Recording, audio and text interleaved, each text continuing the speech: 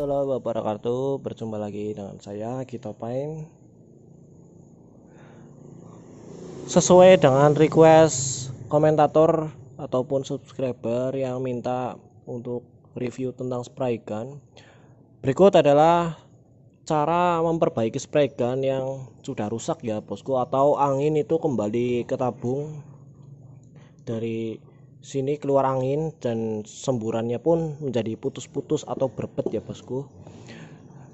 Dan sekilas tentang spray gun, kita akan menjelaskannya secara lengkap. Bagi para pemula yang mau belajar ngecat, silakan bisa menyimak video ini.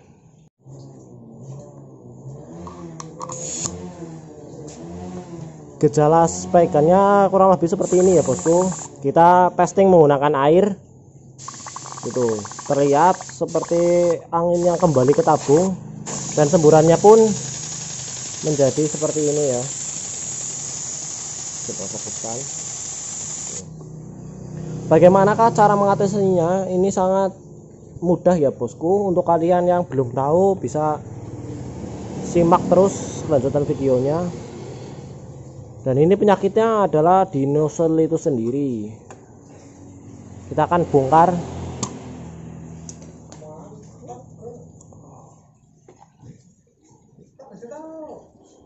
Kita lihat ya, oke. Kita lepas dulu. Ini sebenarnya spray gunnya ini tidak kenapa-napa, cuma saya ingin mencontohkan bagi kalian yang menemukan masalah yang sama. Ini ada ulir yang masuk ke dalam body spray gun di sini. Ulir ini kalau sudah sering bongkar pasang menjadi longgar sehingga angin itu ada yang keluar ya bosku. Jadi usahakan di bagian ulir ini kita beri seal tip ya, untuk hasil yang rapat. Bagi yang belum tahu, seal tip ini seperti ini, biasa dipakai untuk pralon itu. Kita akan melakukannya, tidak perlu sampai tebal-tebal, cukup tipisan saja.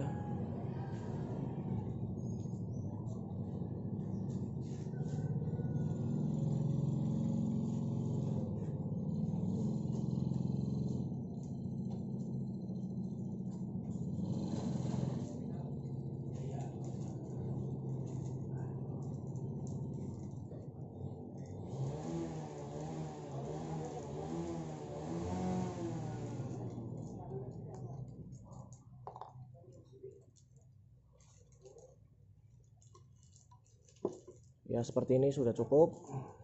Agak sulit untuk fokus ini karena medianya sangat kecil. Kita masukkan kembali.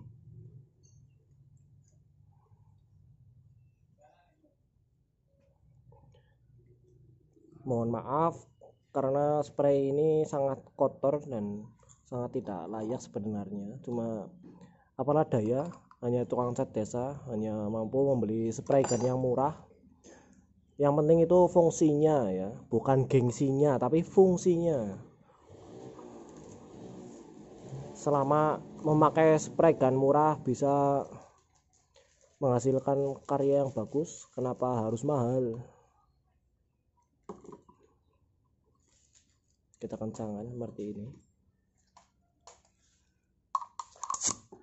Kita coba tes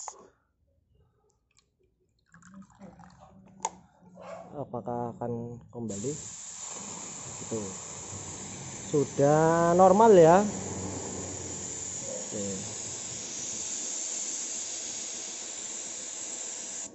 Untuk bagi yang belum tahu fungsi-fungsi dari setelan-setelan ini, saya akan mencoba menjelaskan sedikit. Untuk yang di atas sendiri, ini untuk mengatur lebar angin. Bisa kasih contoh kayak gini. Ini posisi sudah mentok ya, kita kencangkan sampai mentok, maka semburannya ini akan lurus saja seperti ini, tidak menyebar ke berbagai sisi. Namun jika kita setel ini dengan mengendorkannya berlawanan dari arah jarum jam seperti ini akan lebar gitu. Kalau kita kencangkan lagi ini akan, nah itu seperti itu. Kalau untuk ini untuk mengatur keluarnya cat. Kalau kita kencangkan mentok seperti ini hanya keluar angin dan catnya itu enggak keluar. Kalaupun keluar itu mungkin ada masalah pada jarum dan nozzle-nya. Kalau kita kendorkan ini baru keluar catnya. Ya atau bisa dibilang ini pakai air ya, bukan pakai cat. Kalau semakin kita kendorkan ini semakin boros ya. Untuk para pemula yang bingung bagaimana cara menyetel yang benar, saya akan mempraktekannya. Untuk yang bagian terakhir ini adalah setelan angin. Kita putar secara berlawanan jarum jam, ini akan membuka angin untuk yang tekanan tinggi. Tapi kalau kita mengencangkan searah jarum jam ini mati ya bosku, tidak ada angin, jadi hanya keluar seperti ini, ngucur doang. Jadi emprat. Nah. Untuk hasil pengecatan yang bagus, alangkah baiknya kita menggunakan campuran cat yang agak encer, namun keluar catnya itu tidak boros.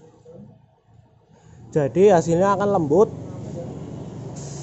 tapi kelemahannya itu akan susah nutup ya, karena cat yang encer itu efeknya jadi agak transparan. Jadi kita mengecatnya secara tipis-tipis namun merata. Kita jeda selama beberapa menit, kita lanjut timbal lagi.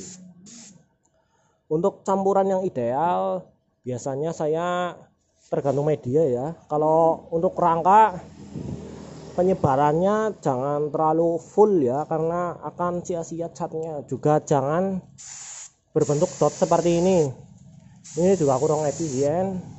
Jadi kita akan melebarkan sedikit saja ya, kurang lebih segini. Ini sangat cocok untuk pengecatan rangka. Tapi kalau bodi kita menggunakan full setelan ya, jadi keluarnya itu lebar. Bagi kalian yang sering terkendala keluar catnya itu mandur-mandur di bagian ini ada kotoran biasanya yang mengganjal ujung jarum ke nozzle, jadi penekanan jarum pada nozzle itu tidak rapat, jadi catnya ini keluar dari sini dan meler terus. Itu biasanya ada kotorannya masuk. Bagaimana cara menghilangkan kotoran tersebut? Bisa kita masukkan air, habis. Kita tutup bagian sini lalu beluduk-beludukan. Nah, kayak gini. Nanti kotoran juga akan keluar ke area tabung sehingga kita mudah untuk membersihkannya. Kalau untuk spray gun tipe F75 ini untuk masalah yang sama, angin kembali ke tabung, itu proses penyelesaiannya sama seperti spray gun ukuran ini, ukuran K3. Kita bongkar nozzle-nya. Nah, di sini. Ini kalau tidak rapat ke dalam bodi ini, maksudnya ini akan menyebabkan angin kembali ke tabung. Apabila mengalami angin kembali ke tabung, kita bisa melapisi ini dengan seal tape seperti yang sudah saya contohkan untuk spray gun K3 ini. Bagi kalian yang ingin upgrade spray gun agar keluarnya lebih boros, bisa dengan membesarkan ujung nozzle. Kalau standarnya spray gun K3 ukuran nozzle-nya itu 0,8. Saya biasa merombaknya menjadi ukuran nozzle 1 mili dengan menggunakan mata bor ukuran 1 mili. Kita bisa mengobornya dari ini.